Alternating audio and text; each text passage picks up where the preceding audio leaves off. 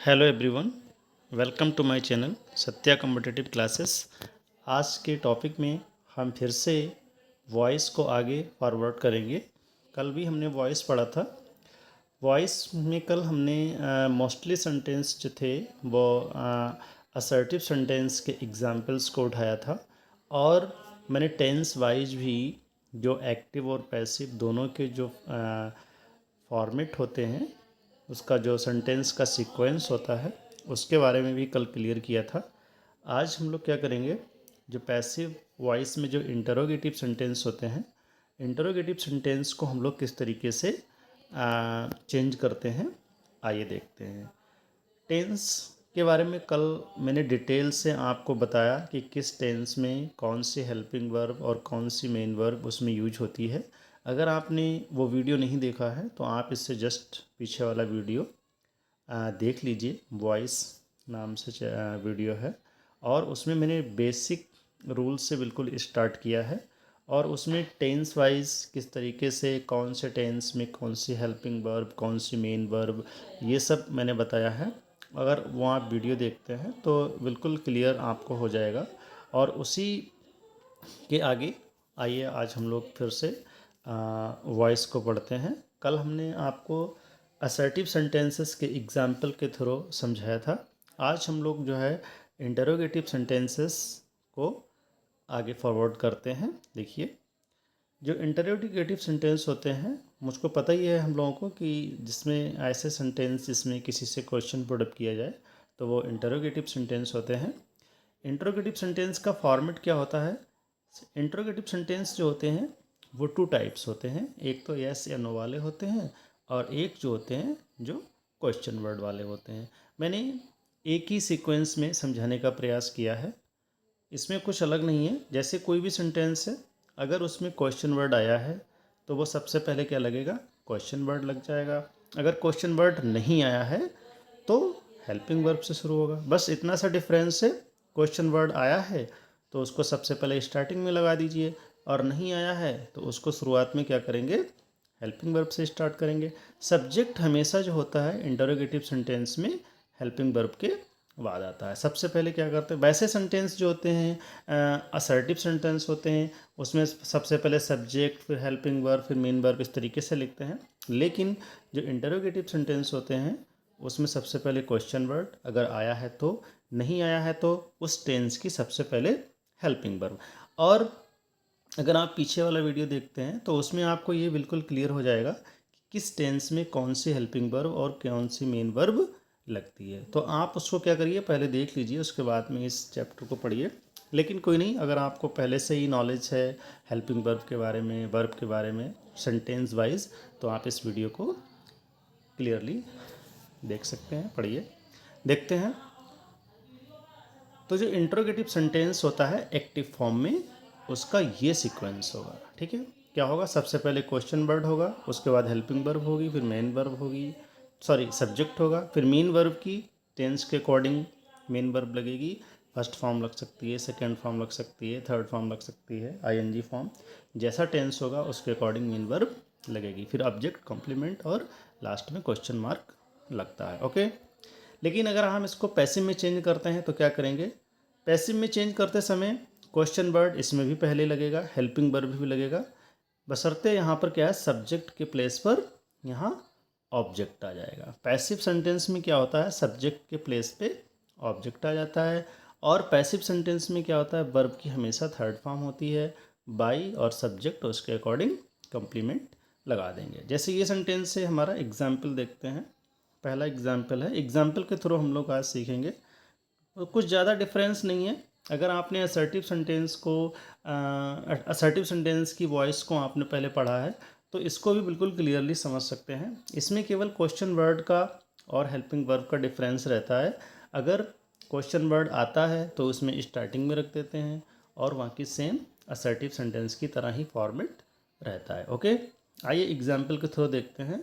Active में जैसा sentence लिखा है, does Shankar clean the car every week. ठीक है, सेंटेंस क्या है? Does Shankar clean the car every week. तो इसमें क्या करना है। अब देखिए ये सेंटेंस क्या है, प्रेजेंट इंडेफिनिट का है, क्योंकि प्रेजेंट इंडेफिनिट में इंटरोगेटिव सेंटेंस बनाते समय हम लोग क्या करते हैं, डू या डज का प्रयोग करते हैं। डू का प्रयोग करते हैं जब हमारा सब्जेक्ट प्लूरल होता है, और डज का प्रयोग करते हैं जब सब्जेक्ट हमारा सिंगुलर होता है। ठीक है, तो यहाँ पर क्या है, शंकर जो है वो सिंगुलर है, इसलिए डज का प्रयोग किया गया है। क्या शंकर प्रतिदिन अपनी कार साफ करता है, तो ये सेंटेंस है। ठीक है, क्या यहाँ पर लगा है, जिस सेंटेंस में क्या स्टार्टिंग में होता है तो वो सेंटेंस हमारे एस या नो वाले होते हैं। जैसे अगर आपसे कोई पूछता है कि क्या शंकर कार प्रतिदिन प्रति वीक साफ करता है, तो आप इसका जवाब क्या देंगे, या तो यस कहेंगे या नो कहेंगे। तो ऐसे सेंटेंस जिनका आंसर हम सिर्फ और सिर्फ यस या नो में दे सकते हैं, तो उनके लिए हमको क्वेश्चन वर्ड की आवश्यकता नहीं होती है, उसमें सिर्फ हमें उसी सेंटेंस की हेल्पिंग वर्ब को स्टार्टिंग में लगाना होता है। ओके, तो लेकिन जब हम लोग पैसिव बनाएंगे तो पैसिव में हम लोग डू या डज का प्रयोग हेल्पिंग वर्ब के रूप में नहीं करेंगे। डू या डज का प्रयोग हेल्पिंग वर्ब के रूप में नहीं करेंगे। क्या करेंगे, डू या डज के प्लेस पे हम लोग इज एम आर का प्रयोग करेंगे। हमने पीछे जो सेंटेंस वाइज पैसिव पढ़ाई है उसमें जो है हमने क्या किया है, हेल्पिंग वर्ब को टेंस वाइज बिल्कुल क्लियर किया है कि एक्टिव में सेंटेंस में हेल्पिंग वर्ब कौन सी लगेगी और पैसिव में उस टेंस में हेल्पिंग वर्ब कौन सी लगेगी। ये आप बिल्कुल जो है आप इससे पहले वाले वीडियो देख सकते हैं, उसमें जो है अगर देखेंगे तो बिल्कुल क्लियर हो जाएगा। फिर भी आइए देखते हैं। तो यहाँ पे हम स्टार्टिंग में क्या कर सकते हैं, पैसिव चेंज करते समय डू या डज का प्रयोग नहीं करेंगे। इसके लिए हम लोग इज एम आर सब्जेक्ट के अकॉर्डिंग प्रयोग करते हैं। जैसा आप जानते हैं कि आई के साथ क्या करते हैं, एम का यूज करते हैं, और जो प्लूरल सब्जेक्ट होते हैं जैसे यू है, देम है, तो उसके लिए हम लोग क्या करते हैं, आर यूज करते हैं। और अगर कोई सिंगुलर सब्जेक्ट होता है तो उसके लिए इज का प्रयोग करते हैं प्रेजेंट इंडेफिनिट में। तो यहाँ पर क्या है, कार है, कार क्या है, सिंगुलर है, तो इसके लिए हमने क्या यूज किया है, इज यूज किया है, इज द कार। तो ये सब्जेक्ट क्या हो गया, देखिए यहाँ पे क्वेश्चन वर्ड है ही नहीं, तो यहाँ से स्टार्टिंग नहीं करेंगे। कहाँ से स्टार्टिंग करेंगे, हेल्पिंग वर्ब से। तो हेल्पिंग वर्ब क्या है, इज हो गया। फिर ऑब्जेक्ट हमारा क्या था, द कार हो गया। वर्ब की थर्ड फॉर्म क्या हो गई, क्लीन हो गई। बाय, ये बाय हो गया। सब्जेक्ट क्या हो गया, शंकर हो गया। और कंप्लीमेंट के रूप में, ठीक है, अदर वर्ड्स में एवरी वीक, ये हमारा कंप्लीमेंट हो गया। इस तरीके से हमारा पूरा सेंटेंस पैसिव चेंज हो जाएगा। क्या हो जाएगा, is the car cleaned by Shankar every week. तो इस तरीके से सेंटेंस हमारा चेंज हो जाएगा। आइए नेक्स्ट एग्जाम्पल देखते हैं। Did they invite you to the fresher party. ठीक है, did they invite you to the fresher party. तो यहाँ पर क्या है, देखिए हमको सबसे पहले क्या करना है, देखना है कि टेंस कौन सा है। टेंस हमारा ये पास्ट इंडेफिनिट का है। पास्ट इंडेफिनिट में डिड लगा हुआ है एक्टिव में, बट पैसिव में हम लोग डिड का प्रयोग नहीं करेंगे। डिड के स्थान पे क्या प्रयोग करेंगे, वॉज या वर। ठीक है, सब्जेक्ट के अकॉर्डिंग वॉज या वर, और प्लस वर्ब की थर्ड फॉर्म। ठीक है, तो ये यूज करेंगे पैसिव में। देखिए, did they invite you to the fresher party. आप यहाँ पर क्या है, सब्जेक्ट हमारा क्या है, सॉरी ऑब्जेक्ट क्या है, यू है, तो यू हम लोग लिख लेंगे। यू के अकॉर्डिंग ही हम लोग क्या करेंगे, स्टार्टिंग में हेल्पिंग वर्ब लगा देंगे। ठीक है, वर यू, और वर्ब की थर्ड फॉर्म क्या हो गई, इनवाइटेड हो गई। Were you invited to the fresher party by them. ठीक है, और दे जब जो है ऑब्जेक्टिव केस में जाएगा तो ये देम हो जाएगा। इसके लिए भी मैंने पूरे जो प्रोनाउन हैं, ऑब्जेक्टिव केस और सब्जेक्टिव केस, इसकी पूरी टेबल हमने चेंज करना सिखाई है, आप पिछले की वीडियो में देख सकते हैं। नेक्स्ट सेंटेंस में देखते हैं। नेक्स्ट सेंटेंस क्या है मेरा, जैसे can he solve the physics problem. ठीक है, can he solve the physics problem. तो इसमें क्या है, देखिए इसको क्या करें, ऑब्जेक्ट क्या है इसमें, कैन का तो कैन ही रहेगा, ठीक है, ये तो स्टार्टिंग में हो जाएगा। जो हमारी ऑब्जेक्ट है, ये पूरा ऑब्जेक्ट है the physics problem. Can the physics problem B solved bye them. इस तरीके से सेंटेंस को चेंज कर लेंगे। ओके, नेक्स्ट एग्जाम्पल देखते हैं हम लोग। फोर्थ एग्जाम्पल देखते हैं। Will they finish the assignment on time? Will they finish the assignment on time? तो इसमें ऑब्जेक्ट क्या है? ऑब्जेक्ट हमारा है असाइनमेंट, ठीक है। तो ये हेल्पिंग वर्ब हो गई। Will the assignment be finished on the time by them. They का ऑब्जेक्टिव केस में क्या हो जाता है? देम हो जाता है। ओके, नेक्स्ट एग्जाम्पल में देखते हैं। Have you washed the clothes? ये एक्टिव हो गया। Have you washed the clothes? इसका पैसिव क्या हो जाएगा? अब पैसिव बनाने के लिए आपको सबसे पहले वही जो है ऑब्जेक्ट ढूंढना है। ऑब्जेक्ट क्या है? ऑब्जेक्ट है द क्लोथ्स। द क्लोथ्स को क्या करिए? स्टार्टिंग में रख देंगे, ठीक है। और स्टार्टिंग में उससे पहले हमको, क्योंकि सेंटेंस हमारा इंटरोगेटिव है, उसके लिए हम लोग इसमें हेल्पिंग वर्ब रख देंगे।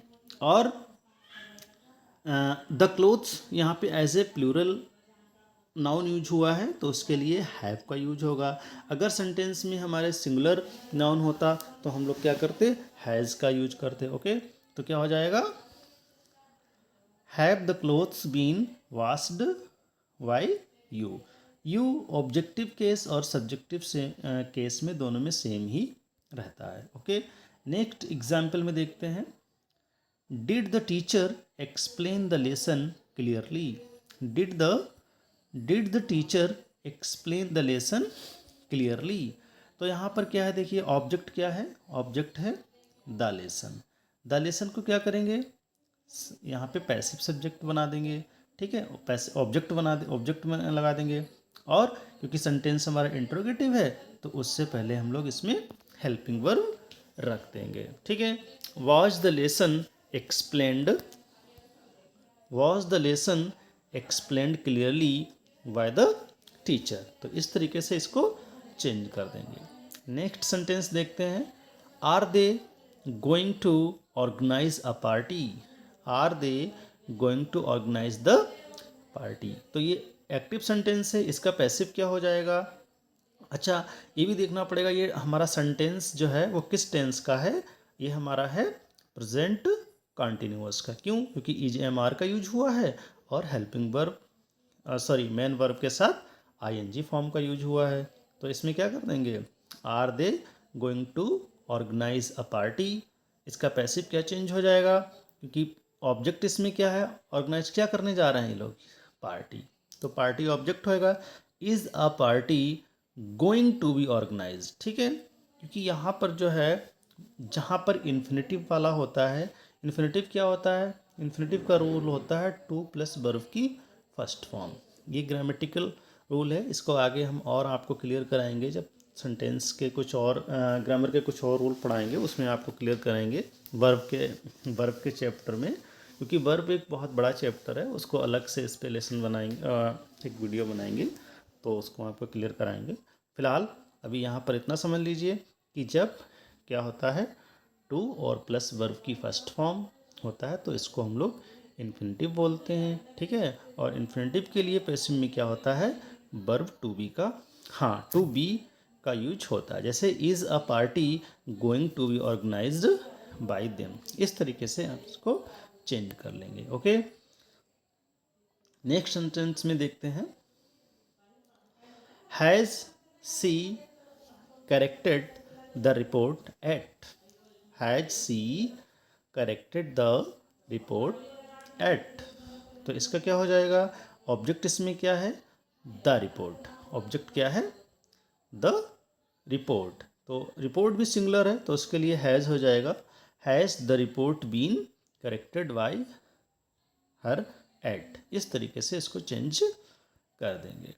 ओके, नेक्स्ट एग्जाम्पल देखते हैं। Do you know the answer to the question, do you know the answer to the question. तो ये सारे सेंटेंस जो हैं वो एस या नो वाले हैं, ठीक है। ये सारे सेंटेंस जो हैं हेल्पिंग वर्ब से स्टार्ट हुए हैं, इसलिए ये सारे सेंटेंस एस या नो वाले हैं। यहाँ पर क्वेश्चन वर्ड लगाने की कोई ज़रूरत नहीं है। जब इसमें क्वेश्चन वर्ड नहीं लगेगा तो ये सेंटेंस जो है हमारा हेल्पिंग वर्ब से ही स्टार्ट हो जाएगा। आइए देखते हैं, जैसे सेंटेंस ये है, do you know, do you do you know the answer to the question. तो यहाँ पर क्या हो जाएगा, आंसर क्या हो, यहाँ पे क्या हो जाएगा देखते हैं। जैसे यहाँ पर सबसे पहले क्या करिए, ऑब्जेक्ट ढूंढिए। आपको क्या करना है, ऑब्जेक्ट क्या है यहाँ पर, ऑब्जेक्ट जो है वो आंसर है, ठीक है। Is the answer to the question known by you, ठीक है। तो नोन के साथ जो है प्रीपोजिशन टू भी लगता है, वो ठीक है। किसी पर्सन को जानने की अगर बात होती है तो उसके लिए टू, नोन के साथ जो है प्रीपोजिशन टू लगता है, बट यहाँ पर बाय लगा हुआ है, वो भी सही है, गलत नहीं है। Is the answer to the question known by you, okay. Next example में देखते हैं, did she return the toy to the shop, did she return the toy to the shop. इसका क्या हो जाएगा, ऑब्जेक्ट क्या हो जाएगा, ऑब्जेक्ट इसमें क्या है, ऑब्जेक्ट है द टॉय। तो क्या करेंगे, हेल्पिंग वर्ब लगा देंगे, उसके बाद द टॉय कर देंगे, टॉय और टॉय के साथ वर्ब की third form to the shop by you. इस तरीके से इसको चेंज कर लेंगे, ओके। तो ये सेंटेंस जो हैं सब इंटरोगेटिव सेंटेंस के एग्जाम्पल थे। इसमें जो असर्टिव सेंटेंस होते हैं और जो इंटरोगेटिव सेंटेंस होते हैं, इसमें पैसिव फॉर्म में चेंज करते समय कुछ ज़्यादा अंतर नहीं आता है, बस जो है केवल और केवल हेल्पिंग वर्ब का डिफरेंस आता है। जो इंटरोगेटिव सेंटेंस होते हैं उसमें हम लोग क्या करते हैं, जैसा कि पहले भी बता चुके हैं, हम लोग क्या करते हैं हेल्पिंग वर्ब पहले रखते हैं। लेकिन जो असर्टिव सेंटेंस होते हैं उसमें हम लोग हेल्पिंग वर्ब एक्टिव में सब्जेक्ट के बाद रखते हैं, और पैसिव में जो स्टार्टिंग में ऑब्जेक्ट लगता है उसके बाद हेल्पिंग वर्ब लगते हैं, ओके। नेक्स्ट सेंटेंस में देखते हैं हम लोग, जो हमारे नेक्स्ट टाइप के सेंटेंस होते हैं इम्पेरेटिव सेंटेंस होते हैं। इनकी भी पैसिव चेंज करने के लिए हर एक एग्ज़ाम में खूब आती है, चाहे वो वनडे हो या कम्पिटिटिव एग्ज़ाम या एकेडमिक एग्ज़ाम हो, दोनों टाइप्स के जो एग्ज़ाम्स होते हैं आपके, ये इम्पेरेटिव सेंटेंस पूछे जाते हैं, ओके। देखिए जो इम्पेरेटिव सेंटेंस होते हैं उनका फॉर्मेट क्या होता है। जैसे अभी हम लोगों ने क्या पढ़ा, असर्टिव पढ़ लिया। असर्टिव में क्या होता है, सेंटेंस हमारा जो है वो सब्जेक्ट से स्टार्ट होता है। इंट्रोगेटिव में क्या होता है, सेंटेंस या तो क्वेश्चन वर्ड से स्टार्ट होगा या तो हेल्पिंग वर्ब से स्टार्ट होगा। बट जो इम्परेटिव सेंटेंस होते हैं वो हमेशा वर्ब से स्टार्ट होते हैं। इसमें जो सब्जेक्ट होता है वो हिडन होता है, ठीक है। जो सब्जेक्ट होता है वो हमेशा हिडन होता है, और कभी कभी इसमें ऑब्जेक्ट भी हिडन होता है, ऑब्जेक्ट भी इसमें छुपा रहता है। तो इस तरीके के सेंटेंस जो आपके वर्ब से स्टार्ट हो, ठीक है। देखिए इसका आप फॉर्मेट देख लीजिए, verb plus object plus complement. इसमें सब्जेक्ट क्या रहता है, हिडन रहता है वो हम लोगों को, बट इसका मीनिंग क्लियर करने के लिए कभी कभी हम लोगों को ऑब्जेक्ट मानना पड़ता है, ठीक है। आइए देखते हैं एग्जाम्पल। जैसे ये एग्जाम्पल है सेंटेंस का, ओपन द डोर। सेंटेंस का एग्जाम्पल देखिए, ओपन द डोर।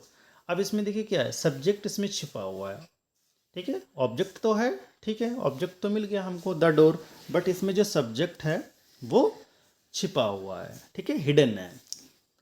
तो इसको कैसे चेंज करेंगे, आइए देखते हैं। इसका एक्टिव का जो फॉर्मेट है,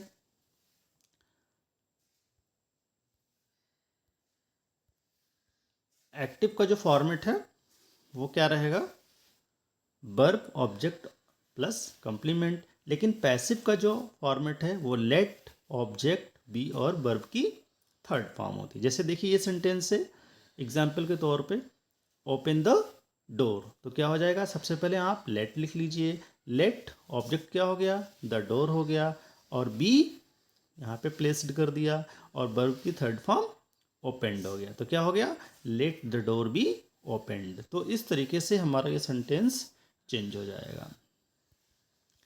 नेक्स्ट एग्जाम्पल में देखते हैं, जैसे देखिए कंप्लीट द वर्क। अब इसमें भी क्या है, सब्जेक्ट हिडन है।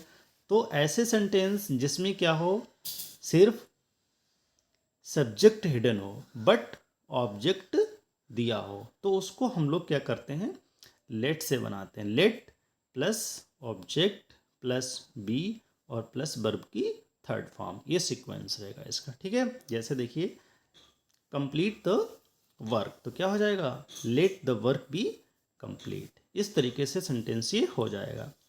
टर्न ऑफ द टेलीविजन, तो इसमें भी ऑब्जेक्ट दिया है, सब्जेक्ट नहीं दिया है, तो इसमें क्या करेंगे, let the television be turned off, और इस तरीके से ये चेंज हो जाएगा। नेक्स्ट एग्जाम्पल है लर्न योर लेसन, तो क्या हो जाएगा, let your lesson be learned, और इस तरीके से इसमें हम लोग चेंज कर लेंगे। और एग्जाम्पल देख लेते हैं ताकि और बिल्कुल क्लियर हो जाए।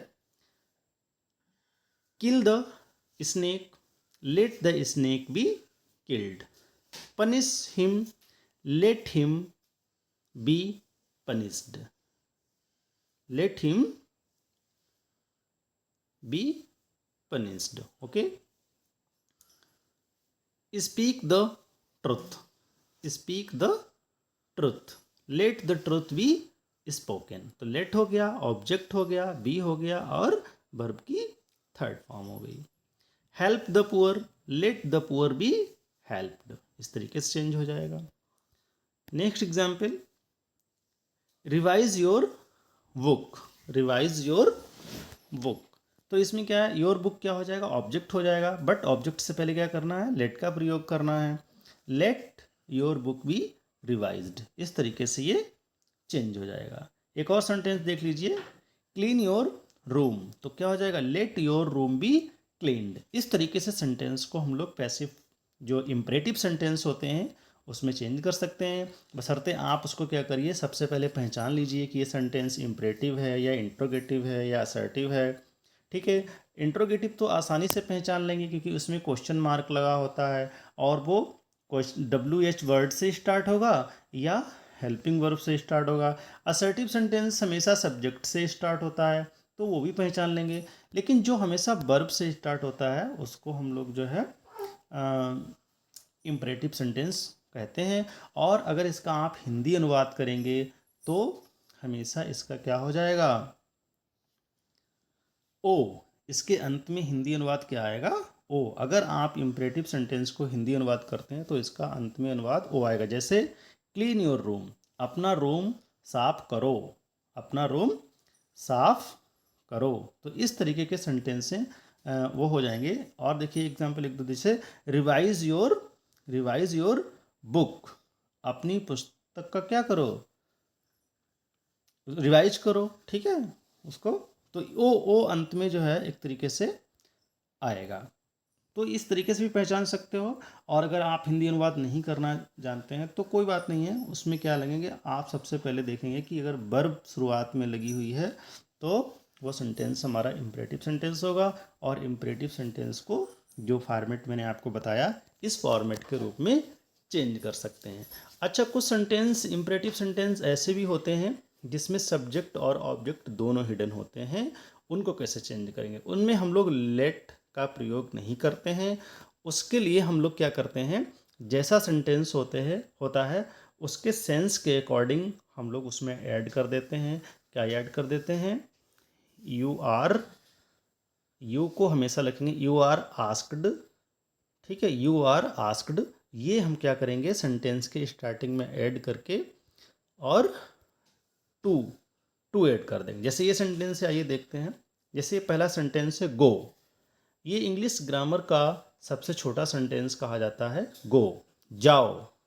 अब आपसे किसी ने कहा वो भी हिडन है, और कहा किससे, यू, आपसे, तो इसमें यू भी हिडन है। दोनों सब्जेक्ट और ऑब्जेक्ट दोनों हिडन है। इस सेंटेंस में क्या है, सब्जेक्ट और ऑब्जेक्ट दोनों हिडन है। ठीक है, जब इम्परेटिव सेंटेंस में सब्जेक्ट और ऑब्जेक्ट दोनों हिडन होते हैं, दोनों छुपे होते हैं, तब आपको क्या करना पड़ता है, अपनी तरफ से ऑब्जेक्ट मानना पड़ेगा। यू आर आस्क्ड आप कह सकते हो, यू आर ऑर्डर्ड कह सकते हो, यू आर रिक्वेस्टेड कह सकते हो, जैसा सेंटेंस का सेंस हो। क्योंकि जो इम्परेटिव सेंटेंस होते हैं उसमें 3 सेंस होते हैं। एक तो क्या होता है, रिक्वेस्ट की जाती है, या तो ऑर्डर दिया जाता है, या एडवाइस दी जाती है। ठीक है, तो ये 3 तरीके के सेंस इम्परेटिव सेंटेंस में होते हैं। जैसा पहले ये सेंटेंस है गो, ठीक है, इसमें ऑर्डर भी हो सकता है, रिक्वेस्ट भी हो सकती है कोई। ये तो जब ऑब्जेक्ट और सब्जेक्ट दोनों आमने सामने होंगे उस सेंस को वो समझ सकते हैं, या आप गो किस सेंस में किससे कह रहे हैं उसके अकॉर्डिंग भी कह सकते हैं। जैसे यहाँ पर अगर आपको बिल्कुल कुछ क्लियर नहीं हो रहा है कि इसमें रिक्वेस्ट की गई है, या इसमें जो है एडवाइस दी गई है, या ऑर्डर दिया गया है, अगर कुछ भी नहीं क्लियर हो रहा है तो आप क्या कर सकते हैं, सिंपली उसमें आस्क्ड ऐड कर सकते हो। जैसे you are asked to go, you are asked to go. ठीक है, ये पैसिव सेंटेंस गो का बन गया। या आपसे कोई कह रहा है कि don't make a noise, don't make a noise, तो किससे कहा गया, इसमें देखिए सब्जेक्ट भी छुपा हुआ है और ऑब्जेक्ट भी इसमें छुपा हुआ है। तो ऐसे सेंटेंस जिसमें ऑब्जेक्ट छुपा हो और सब्जेक्ट भी छुपा हो, तो उसमें यू आर आस्क्ड ऐड कर सकते हो, या यू आर ऑर्डर्ड ऐड कर सकते हो, या यू आर रिक्वेस्टेड में भी ऐड कर सकते हो। उसके बाद टू लगा के वर्ब की फर्स्ट फॉर्म और जैसा सेंटेंस है उसको कम्प्लीमेंट में ऐड कर दीजिए। जैसे ये सेंटेंस है गो, तो क्या हो जाएगा, you are asked to go. दूसरा सेंटेंस है डोंट मेक अ नॉइस, तो क्या हो जाएगा, इसमें ऑर्डर लग रहा है डोंट, वो तो सेंस क्लियर हो रहा है, तो क्या हो जाएगा, you are ordered not to make a noise. तो इस तरीके से सेंटेंस आप जो है एक्टिव और पैसिव चेंज कर सकेंगे। होप है कि मेरी दोनों वीडियोज़ आपको पसंद आई होंगी। अगर आपको एक्टिव और पैसिव से रिलेटेड किसी और प्रॉब्लम आ रही है तो प्लीज़ कमेंट करें, मैं उसको सॉल्व करने की कोशिश करूँगा। और आप अगर दोनों वीडियो देखते हैं तो उम्मीद है कि आपको अधिकतर जो प्रॉब्लम्स हैं वो आपकी सॉल्व हो जाएंगी। फिर भी अगर कोई प्रॉब्लम आ रही है तो आप प्लीज़ इसमें कमेंट करिए, मैं उसको सॉल्व करने की कोशिश करूँगा। ठीक है, मिलते हैं किसी नेक्स्ट वीडियो में न्यू टॉपिक के साथ। Okay, bye bye.